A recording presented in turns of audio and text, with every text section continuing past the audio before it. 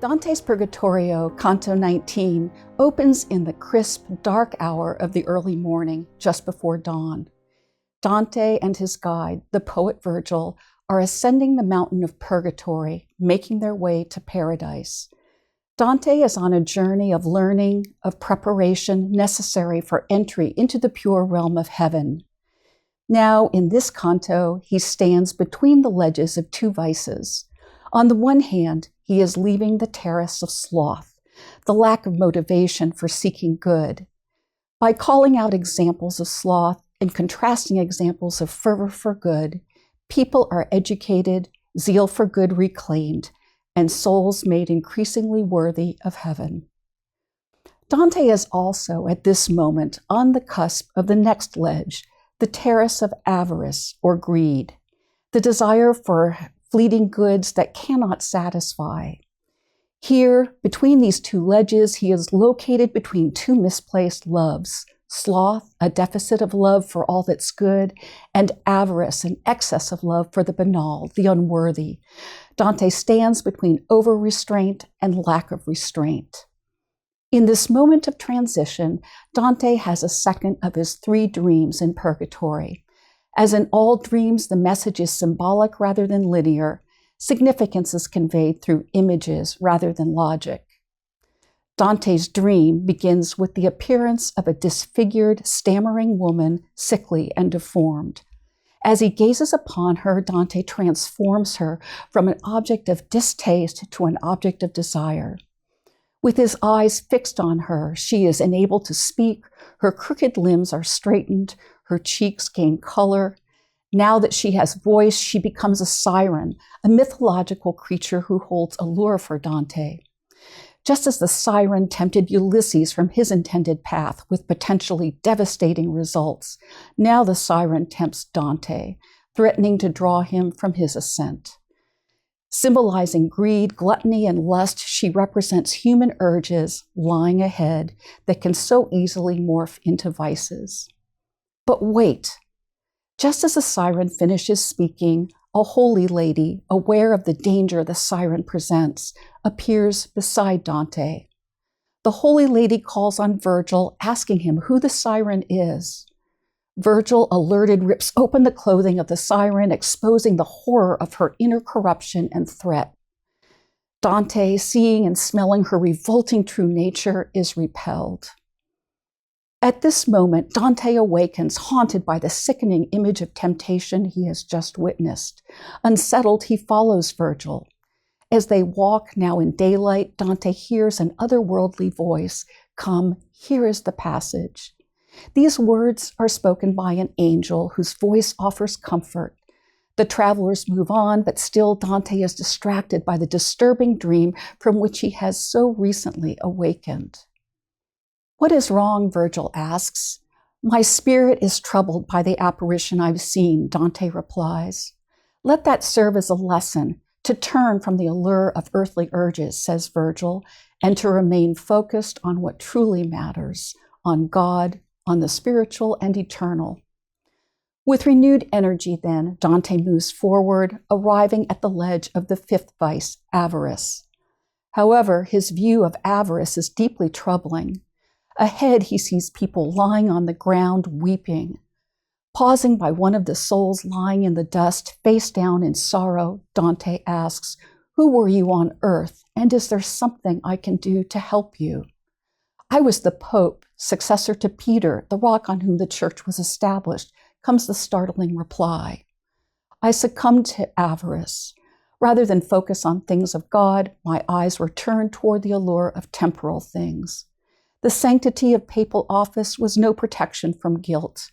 Now, as punishment, I am bound to view those earthly goods that are not reachable." At that confession, Dante kneels out of respect for the papal office. However, the Pope tells him to stand. "We are all, in the end, the same," the Pope says. "We are all servants of God." There is much to unpack in Dante's dream and his journey between sloth and avarice. This canto offers insight into human nature, theology, and ethics. However, there are also elements of this vision that are troubling. We see the tension between good and evil represented as it has been across centuries by two women. One is holy and wholesome, the other is disfigured, deceptive, and dangerous.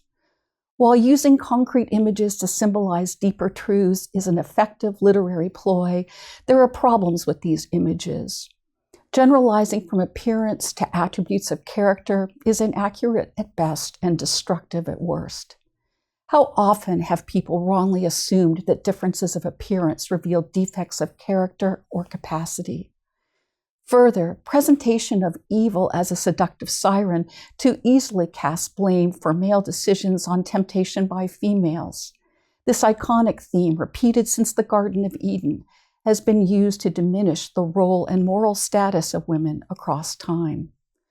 Thus, for all the power of Dante's images, we should not receive them uncritically. However, these problems do not negate all that is of meaning here. Let's consider three main themes: human nature, human progress, and human loves. First, what does Dante's Canto 19 reveal about human nature? In his journey through sins, Dante offers a starkly realistic view of human urges. Canto 19, in its position between sloth and avarice, comes at an especially interesting moment. We are vulnerable to deficiencies, we are vulnerable to excesses. We can describe these tendencies theologically, as in sins of omission and commission. We can also describe these inclinations psychologically, as in Freudian drives toward pleasure and toward quiescence. These dual urges, part of human nature, morph easily into vices. Next, Dante's contrast between two women, one representing temptation and the other saintly caution, is a reflection of our own inner conflict. This tension between urges is captured by Plato, Freud, and even Paul. I do not do what I want. And in one last insight into human nature, how interesting it is when, in Dante's dream, the woman on whom he gazes is transformed into an object of desire. We are vulnerable to projecting our longings, idealizing that for which we yearn. All of these important insights into human nature are captured in a single canto. We are vulnerable to distortion. We are vulnerable to excess and deficiency. We are all broken. As indicated movingly by the Pope in Dante's poem, we are all, in the end, the same. Second, what do we learn from Dante about moral progress? Dante's ascent through Purgatory is a story of penitence, of learning, and ultimately of hope. Education is key. To know the good, for Dante, as for Plato, seems essential to doing the good. However, in Dante's vision, progress is not just a function of rational insight, but of practice.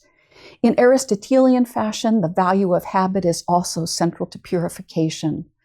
Modern psychological science bears witness to the power of practice in shaping behavior and affect. Dante's insight into human improvement is prescient. So far, the Purgatorio's picture of moral progress is practical and hopeful. However, we can't overlook suffering, which also plays a pivotal role. In Canto 19, the image of the Pope lying face down in the dust in sorrow, forced to confront the futility of earthly goods beyond reach, is poignant. Suffering is central to the journey forward. Third, what do we learn about human loves through Dante? Canto 19 speaks to our affections. In sloth, we see the danger of love for good that is too tepid, too half-hearted. Moral clarity requires love for all that is good, especially for God. On the other hand, in avarice, we see the danger of excessive love for things that are fleeting and cannot satisfy, the seduction of power, the allure of pleasures. These objects are temporal and futile. Like Augustine, Dante is pointing to the importance of ordered love, of love for the divine above all else. This is the only realm worthy of our highest devotion. Dante's Canto 19 is rich in meaning. This canto convicts us of all that absorbs our attention, that distracts and disappoints. It is a mirror pointing to our conflicting motives, even in pursuit of good. It is a call to fix our sights on God, to remain clear-eyed about what matters most. Canto 19, despite the picture of human frailty and vulnerability, ends on a hopeful note and with a call to action. Straighten your legs, rise from error, Dante enjoins us. There is light up ahead.